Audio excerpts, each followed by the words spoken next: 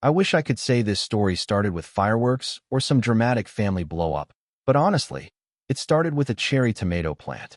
My name's Ben, I'm 34, and my wife Claire and I live in a quiet, leafy suburb just outside a mid-sized city. We bought our house 7 years ago after scraping together every penny we had and borrowing more than we were comfortable with. But it was worth it. The place had a cozy 2-story brick home, a big wraparound porch Claire instantly fell in love with, and a spacious backyard with a gentle slope that led into what I always called our mini orchard, a row of 3 old apple trees and a patch we turned into a little vegetable garden. That garden was Claire's pride and joy. She could spend hours there, kneeling in the dirt, coaxing life out of the soil like it was some sort of magic. Tomatoes, basil, squash, cucumbers, you name it. The neighborhood was quiet, mostly older couples who'd lived here for decades. Everyone waved when they passed, lent tools, watched each other's pets. It was the kind of place where people brought you banana bread when you moved in. At least, that's how it was, until Linda moved in next door. Linda was, to put it gently, not a banana bread type of neighbor. She bought the house next to ours about a year ago, after the previous owners downsized. She was maybe in her early 50s, had that perfectly stiff hair that didn't move when the wind blew, and wore sunglasses even on cloudy days. The first time we met, she barely looked up from her phone when I introduced myself. Just a tight smile and a distracted Claire baked her brownies and brought them over in a nice tin. Linda didn't even open the door all the way, just reached out, took them with 2 fingers like they might be radioactive, and shut the door. Claire stood there blinking for a second like she'd just been slapped with a paper towel. Still, we tried.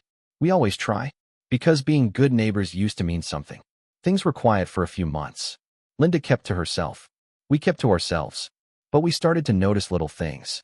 She'd walk her dog, some tiny, yappy thing with a pink sweater, right along the edge of our lawn, sometimes letting it wander in and leave little gifts behind. Claire asked her once, very politely, to clean it up.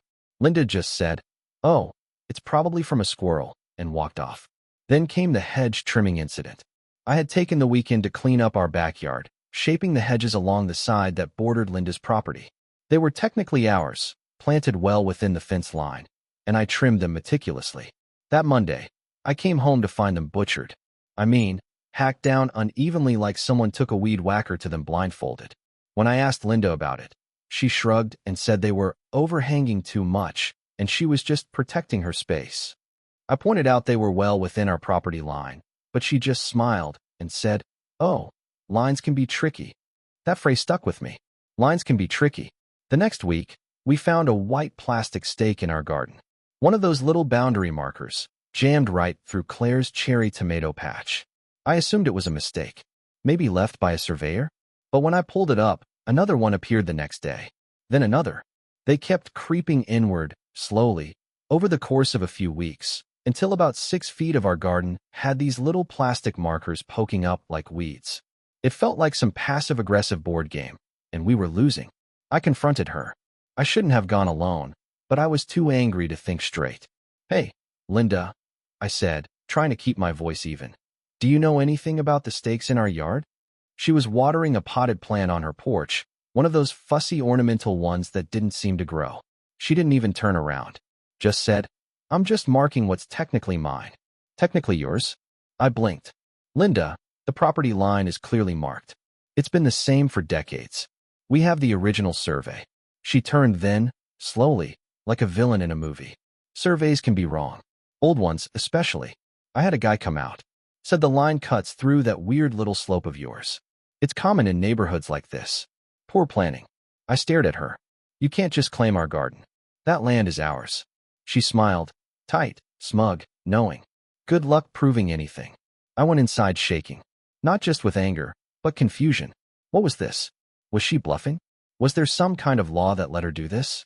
Claire was already looking through the drawer with all our house papers, digging out the survey we got when we bought the place. The line was clear, straight as an arrow, running a good 8 feet on our side of where Linda claimed it did. We thought that would be the end of it. But then we came home 2 days later to the sound of hammering. And that's when we saw it.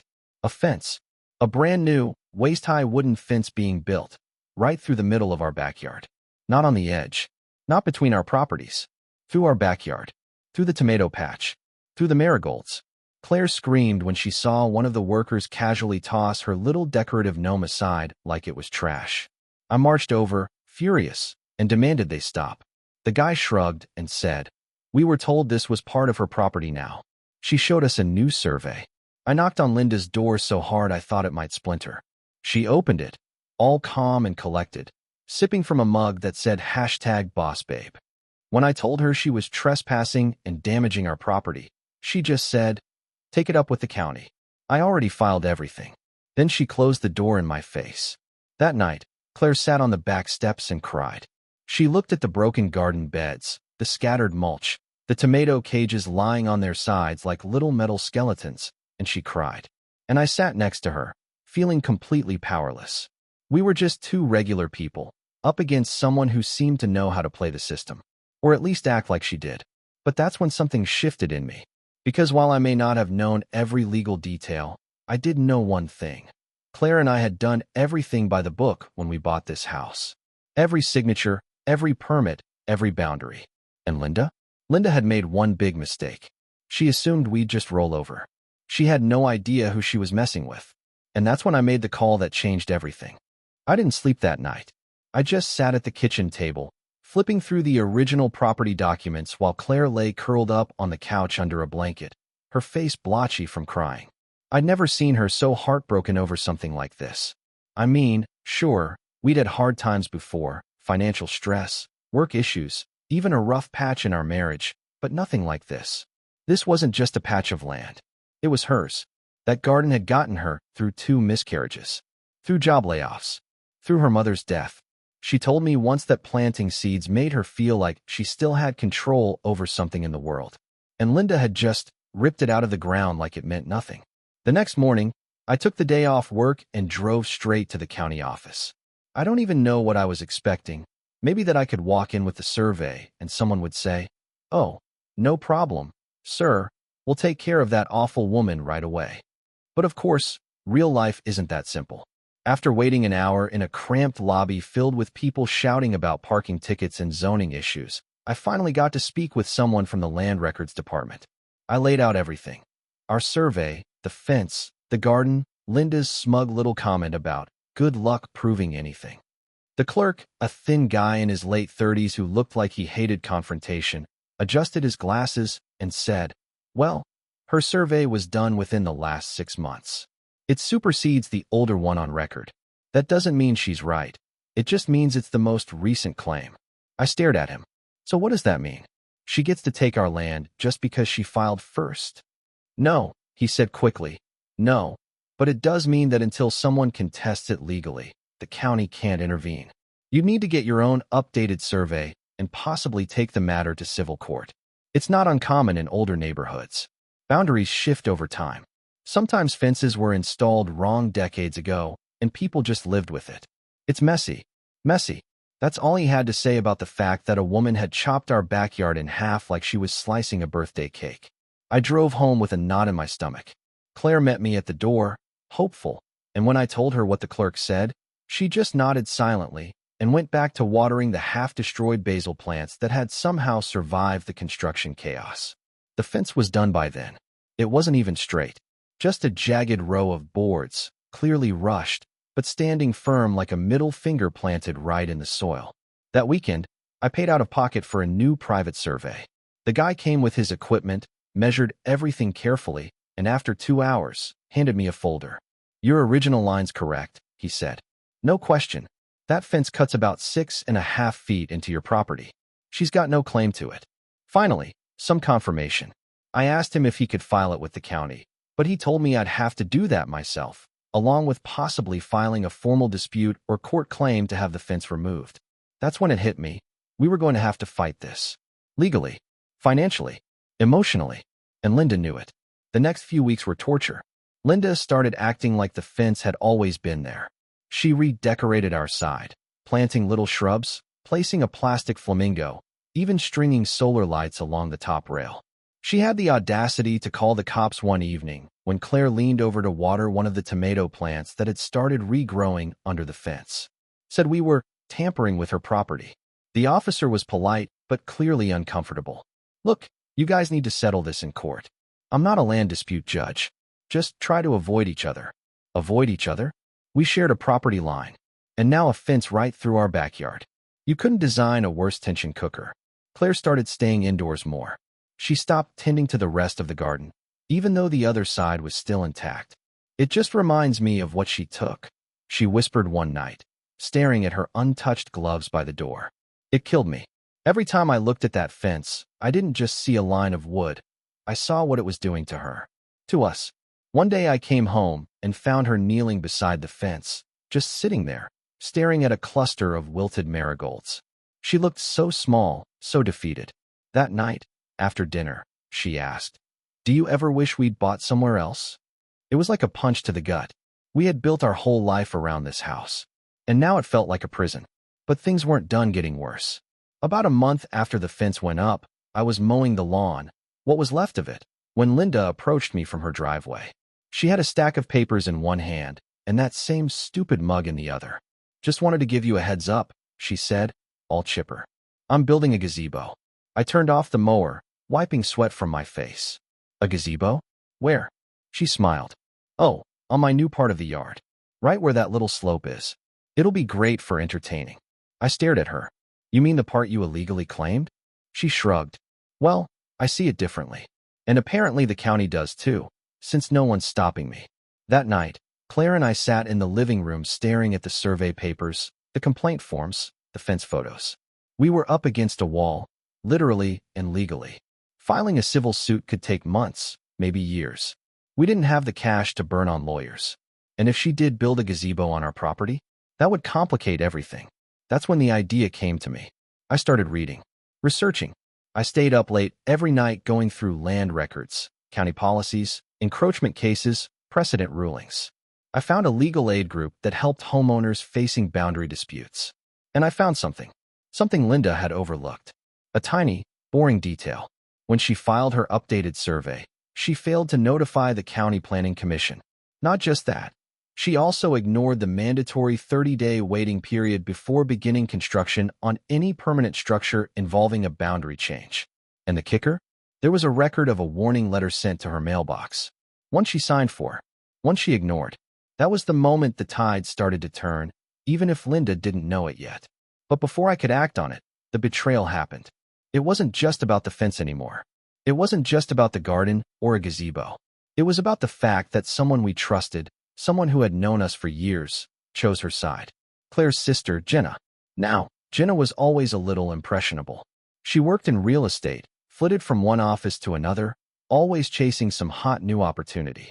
She'd visited our house dozens of times over the years, watched our dog when we traveled, helped Claire plant the very first squash patch. She knew our yard, knew the line. She'd laughed over margaritas with us on the porch swing just last summer. But apparently Linda had been chatting with her, offering her coffee when Jenna parked down the street to visit, sharing her side of the story. And now? Now Jenna had filed an affidavit in support of Linda's claim. Claire found out when she was prepping our documentation for the legal aid group. The affidavit was publicly filed as part of Linda's permit expansion request. Jenna had written that she distinctly remembered the previous owner saying the slope was technically part of both yards, and the fence was always meant to be temporary. A total lie. Claire stared at the screen for a long time. Then she quietly closed the laptop and walked out of the room. I found her crying in the laundry room 10 minutes later. "She was there," she said. "She helped me plant the lavender. She knows." It felt like we'd been stabbed in the back. I called Jenna the next morning. I didn't yell. I didn't curse. I just asked why. She hemmed and hawed, then finally admitted Linda had offered her some freelance staging work if she helped clarify the boundary issue. "Ben, it's not personal," she said. "It's just paperwork. Everyone wins. She gets her gazebo, you get peace." I hung up before I said something I'd regret. That was the breaking point. That was when I knew, for Claire, for our home, for everything we had built, I wasn't just going to fight this. I was going to bury Linda's smug little fence in legal fire. And she had no idea what was coming. Rock bottom didn't come with a bang. It came quietly. It crept in like fog, settling into the corners of our life until we couldn't see past it. After Jenna's betrayal, Claire barely spoke to her. They had been close, talking daily, sometimes texting each other nonsense late into the night like teenagers. But now, Claire's phone would light up with her sister's name, and she'd just flip it over, letting it ring out. Sometimes she'd stare at it for a few seconds longer than she wanted to, like she was waiting for an apology that wasn't coming. And it never did. Linda, on the other hand, was in full victory parade mode. She hosted barbecues on her new slice of our yard, complete with fairy lights and pop music blaring from a Bluetooth speaker. Her plastic flamingo collection expanded. She invited guests over, always when Claire and I were outside, loudly proclaiming how she'd finally cleaned up the neighborhood eyesore. One afternoon, I caught one of her guests using our tomato cage as a footrest. We felt erased in our own home. The final blow came on a Thursday morning. I was dragging the trash cans out to the curb when I noticed a small yellow sign had been planted near the fence. It was laminated and read, "Future site of the Willowview Garden Gazebo, permitted," with a QR code linking to the public filing. She was really doing it. Claire and I sat on the porch that night and said nothing. I think we both knew what we were thinking, but neither of us wanted to say it out loud. Maybe we should move. It felt like giving up. Like waving a white flag on the lawn we'd once dreamed about growing old on. But after everything, after the legal limbo, the sleepless nights, the silent meals, it felt like the only option left that wouldn't break us completely. We weren't just losing land. We were losing each other. And that's what finally broke me. That night, after Claire went to bed, I sat in the living room staring at the county documents I'd printed weeks ago. I ran my fingers along the warning letter Linda had ignored, the one she'd signed for. The one that clearly outlined that any structure built during the 30-day review period was in violation of Municipal Code Section 12.16.070b. I pulled out a notepad and started writing. For the next few weeks, I became a ghost. Not in the spooky way, just invisible. I stopped reacting to Linda's provocations. I stopped bringing up the fence. I stopped fighting with Claire about next steps. And instead, I started documenting everything. Every time Linda had a contractor on our property, I took photos. Every package she signed for, I cross-referenced it with construction supply receipts. I combed through the online permitting portal every morning before work, noting every status change. I spoke with the Land Records Office again, this time not as a frustrated homeowner, but as a guy who had learned the system. I asked real questions, took real notes, learned about conditional use permits, variances, and the appeal process for wrongful encroachments. And I filed a formal complaint, not just about the fence, but about how she built it and when. I cited the code violations by number. I attached the signed warning letter. But the thing that really turned things around? An old man named George. George was the previous owner of Linda's house. I found him on a hunch, using property transfer records. He was in his 70s now, living in a smaller place a few towns over. I called him, introduced myself, and explained the situation. There was a long pause on the other end of the line before he sighed and said, "That slope's not hers." Never was. I had it surveyed before I sold. Even planted those apple trees to mark the line. He agreed to send me a signed affidavit and a scanned copy of his survey. I thanked him a dozen times. When I told Claire about it, I swear I saw the first real smile on her face in weeks. That was the beginning of the rise. But it didn't come easily. One morning, we woke up to find the rest of the garden torn up. Not just trampled, destroyed. Stakes pulled up. Planters cracked. Tomato vines yanked from the soil and left in a pile like yard waste. I ran outside, heart pounding, but of course Linda wasn't out there. Just her dog, barking from her deck. I called the police, not 911, just the non-emergency line. An officer came out, looked around, and said there wasn't much they could do without video evidence. "Might have been animals," he muttered, scribbling notes. Claire walked back inside before he finished speaking. Later that night, she told me, "I feel like I'm disappearing in my own house." I didn't know what to say to that, so I didn't say anything. I just held her. We were both tired. But tired doesn't mean done. I installed a camera under the eave facing the garden. Motion activated. High resolution. No one knew it was there. 2 nights later, it caught Linda sneaking into our yard with a pair of garden shears. She clipped 2 small rose bushes down to the roots. Bushes that were clearly on our side of the fence. I downloaded the footage, time-stamped, and everything. I sent it, along with a formal complaint, to the county legal office, the planning department, and our HOA. I didn't tell Linda. Let her keep smiling. I was also building something else, quietly, carefully. I found a land use attorney through the legal aid group.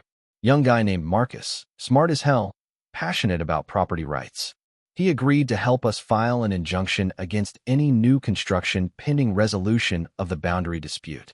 It was an uphill battle, but we had documentation now. Witnesses, surveys, video proof. We also started reconnecting as a couple. I think it was the shared sense of purpose. We went to the county office together one day, dropping off forms and grabbing coffee afterward. We laughed. Not much, but enough. Claire even started tending the far side of the garden again. She replanted some of the basil. It wasn't the same, but it was something. She also started painting again, something she hadn't done in years. Set up an easel in the garage. Said it helped her feel like she could still create beauty, even if our yard looked like a war zone. Things weren't perfect. The fence was still there. The damage had been done. But for the first time in months, we weren't just reacting. We were acting. Then came the county hearing notice. I opened the envelope with trembling hands. The Planning Commission had received our formal complaint and scheduled a hearing to determine whether Linda's permit would be revoked due to multiple procedural violations, including failure to honor the 30-day notice period, destruction of shared property, and encroachment without proper boundary verification. It was happening. The date was set for 6 weeks out. In that time, Linda seemed to sense something was shifting. She got quieter, less smug, no more barbecues. The solar lights disappeared one night. She stopped waving at cars and started watching us from behind her curtains. One afternoon, I caught her trying to measure something near the fence line with a tape measure. She noticed me watching and quickly ducked back into her house. 2 days later, a man in a suit showed up on our doorstep. Said he was representing Linda and wanted to offer an amicable resolution. His proposal? We keep the garden. She keeps the fence. No apology. No damages. Just an agreement to coexist peacefully. Claire didn't even let me finish reading it out loud. She walked to the shredder and fed the letter through without a word. And honestly, that moment said more than any court order ever could. Because we weren't the same people we'd been 3 months ago. We were stronger now. Sharper. United. And Linda? Linda was starting to realize the storm she'd invited into her life. It's strange how revenge doesn't feel like fire. It feels like focus. Cold, clear, surgical. I used to think people plotted revenge in a fit of rage, slamming doors and clenching fists. But when I reached that point, when I passed through the fire of betrayal and loss and hit that rare clarity on the other side, I realized it wasn't about payback for the sake of it. It was about taking back control, about reclaiming something stolen from us, about telling someone who thought she could bulldoze our lives that no, she didn't win. She just woke up the wrong neighbor. The county hearing was approaching fast, and with every passing day, Linda grew quieter, but more erratic. She'd peer through her blinds constantly, sometimes pacing her backyard like she was guarding it. Her dog barked less. Her guests stopped visiting. She'd gotten the notice too. She knew this was coming, but she didn't know how much I'd prepared. By the time the hearing was set, I had assembled a full arsenal. Not just the evidence you'd expect, like the old survey and the letter she ignored, but layers of backup, timestamps, maps, even aerial satellite screenshots showing the fence line before and after her construction. I had filed formal witness statements from 2 neighbors who'd lived here for over 20 years and confirmed the original boundary had never been disputed until Linda showed up. I had footage of her vandalizing the rose bushes, photos of her using our yard space as if it were hers, a signed affidavit from the previous owner, and, perhaps most importantly, I had documentation from the county planner herself, stating that Linda never completed the final mandatory step in her permit process. She never submitted the signed acceptance form required after the review period to officially confirm her changes. She built the fence before the county had a chance to finalize it. That one mistake was all it took to make the whole thing crumble. But before the hearing, I wanted to tighten the noose. The legal aid attorney, Marcus, helped me file a temporary injunction to halt further construction. So that gazebo? It never even broke ground. A county inspector came by to check the permit status and was visibly annoyed when he saw the fence. "This should have never gone up," he muttered. He didn't say more, but he took notes and photos. The day after that, I received a call from a reporter at a small local paper. Apparently someone, probably one of our friendly neighbors, had tipped them off about a property dispute gone haywire. They were interested in doing a feature. Claire wasn't sure. Do we really want to go public with this? she asked, curling up next to me on the couch. I thought about it for a while. No, I said, we want her to think we might. So I agreed to speak to the reporter, off the record. I gave just enough to confirm that there was a hearing coming and that county violations were involved. The next week, a short article appeared in the community section with the headline, "When Fences Make Enemies. Backyard Dispute Shakes Quiet Neighborhood." No names were mentioned, but the photo of our street made it pretty clear who it was about. Linda's car didn't move for 3 days after that. Not once. Meanwhile, I was moving with purpose. I asked Marcus if we could calculate damages, not just legal fees, but property value depreciation, loss of use of land, and destruction of garden assets. He put together a formal breakdown. It came out to $218,000 in projected damages, factoring in the long-term cost of removing the illegal structure and restoring the property. When I saw the number, I felt a strange calm settle over me. Not because of the money, but because I finally saw the shape of the endgame. And just to twist the knife a little more, I submitted that estimate as part of our pre-hearing brief. It would be attached to the official file, a public document. Anyone could read it. The next morning, we found a note in our mailbox. No envelope, just a folded sheet of paper with thick, cursive handwriting. "There's no need to escalate this further. Let's be neighborly and come to a reasonable compromise." It wasn't signed, but the perfume on the paper gave her away. Linda wore this overpowering lilac scent that clung to everything like smoke. I didn't respond. Instead, I visited the HOA. Now, I'd avoided getting them involved up to that point because our HOA was usually more concerned with mailbox colors and grass length than legal boundaries. But I figured it was time to let them know what kind of precedent this could set. I sat down with the HOA president, a no-nonsense woman named Carol who had lived here for 35 years, and walked her through everything, quietly, calmly, with all the documents laid out. Carol was furious. "Do you know how many complaints we've gotten about her dog alone?" she said, flipping through the photos. This is the last straw." She promised to attend the hearing, not just as a neighbor, but as an official HOA representative. That meant more weight, more scrutiny. I also reached out to our local councilman. I didn't expect a personal reply, but his office responded and confirmed they'd flagged the issue for review, especially because of the permitting irregularities. If anything, that would help push the county into taking it more seriously. The final piece of the setup, though, wasn't legal or political. It was emotional. One evening, just a week before the hearing, I printed out the old photos we'd taken of our garden. Full bloom. Sunlight drenching the tomato patch. Claire kneeling in the dirt, smiling over her shoulder, her hands covered in soil. I framed it and left it on the living room table. When Claire saw it, she didn't say anything. She just stood there for a long time, then whispered, "We're getting it back, aren't we?" "We are," I said, because by that point, I wasn't just doing this to win. I was doing it to rebuild what she'd lost. The morning of the hearing, I woke up early. Claire made coffee. We sat in silence, sipping slowly, and then she reached across the table and squeezed my hand. "You ready?" she asked. I nodded. But the truth was, I'd never felt more ready for anything in my life. The hearing was set in a conference room at the municipal center. Rows of folding chairs. A panel of 3 planning commission members at the front. Linda showed up 10 minutes late, wearing all beige like she wanted to disappear into the walls. Her lawyer was with her, a tall, tired-looking man who kept glancing at his watch. Claire and I sat in the front row. Marcus sat beside me, organized and unreadable. When the clerk called our case, the air in the room shifted. And as I stepped up to speak, papers in hand, heart pounding, I knew something deep in my bones. This wasn't just revenge anymore. This was justice, dressed in the clothes of calm, methodical preparation. And I was ready to deliver it. The hearing started like most bureaucratic things do, slow, stiff, and overly polite.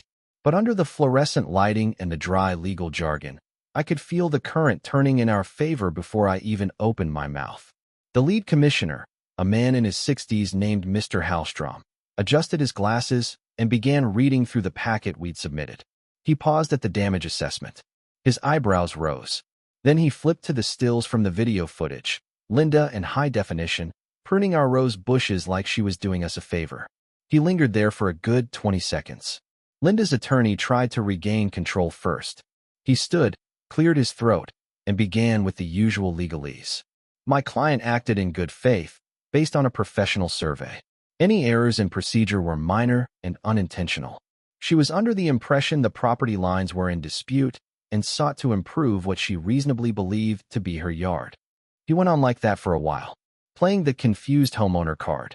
At one point, he even tossed out the word miscommunication as if Linda hadn't personally torn out garden beds and strung up party lights on land that didn't belong to her. But Marcus, my attorney, had one rule for this day: stay calm. Stick to the evidence. Let her bury herself. And she did. When they gave us the floor, Marcus started with a concise, calm walkthrough of every misstep Linda had made. He referenced exact code violations, presented the signed letter she'd received and ignored, laid out the timeline like a trail of breadcrumbs. With every new exhibit, we saw the commissioner's faces shift from neutral to unsettled to visibly annoyed. Then he played the video. No one spoke as the footage showed Linda crossing the fence line at 11:43 p.m., shears in hand, cutting down the roses Claire had planted during our first year in the house. You could hear the quiet snip of the clippers. See the satisfied little smirk on her face as she picked up a blossom and tossed it aside. Mr. Hallstrom didn't even try to hide his expression. He leaned forward slightly and said, "Mrs. Carter, is that you in the footage?" Linda didn't answer at first. Her lawyer nudged her, but she kept her arms crossed, staring straight ahead. Eventually she mumbled, "Yes." That was all she said. One word. The woman who'd built a fence through our lives was suddenly mute. Claire squeezed my hand under the table. Next came the neighbor testimonies. Mr. Langford, a retired architect 2 doors down, stated firmly that the property line had always followed the apple trees. Then came Carol, the HOA president, who dropped the hammer.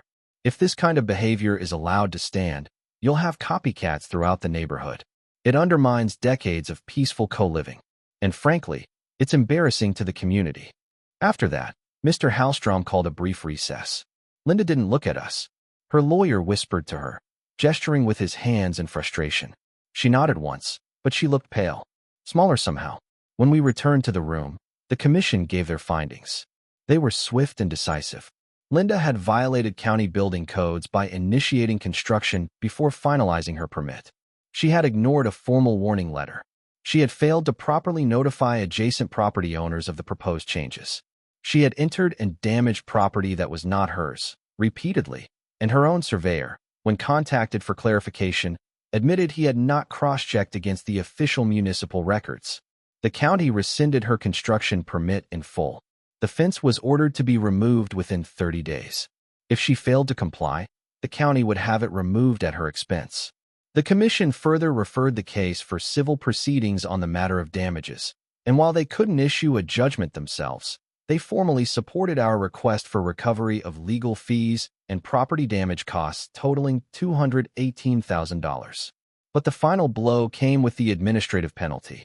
Because Linda had ignored a county stop work warning and submitted false boundary claims, she was fined an additional $17,500 in county violations, non-negotiable.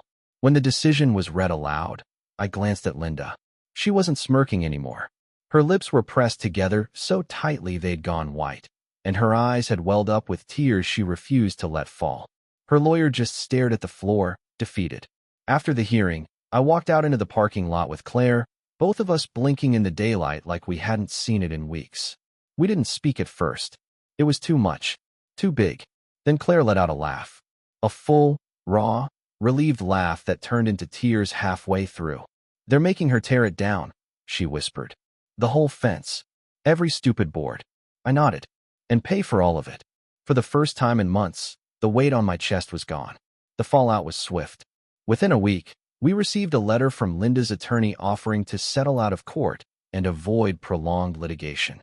The proposal included a full reimbursement of our legal costs, payment for landscaping repairs, and a gesture of goodwill in the amount of $60,000 if we dropped the pursuit of the remaining damages. We declined. By that point, Marcus had already filed the civil suit, backed by the county's findings and 3 signed affidavits from our neighbors. We didn't just want money. We wanted it on record, permanent, undisputable. A month later, Linda's fence was gone.